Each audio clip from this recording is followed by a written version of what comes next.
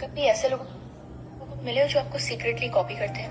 मैं समझाती हूँ। ये लोग ना आपके आसपास घूमेंगे, आपकी ना स्टाइल देखेंगे या जो आप करते हो, खाते हो, पीते हो, जो भी आप सब नोटिस करेंगे।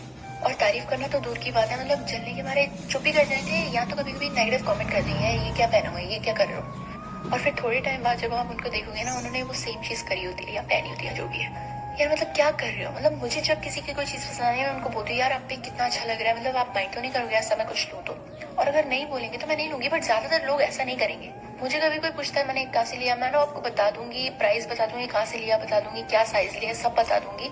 और मतलब मैं बोलूंगी कि हाँ आप लो, आप पे अच्छा लगेगा। बट यार जो मतलब साइलेंटली कॉपी करने की ये जो चीज है ना, मुझे बहुत आग लगती है इससे। और एक्चुअली ना ये चीज लड़कियों में ज्यादा होती है, मैंने नोटिस किया है।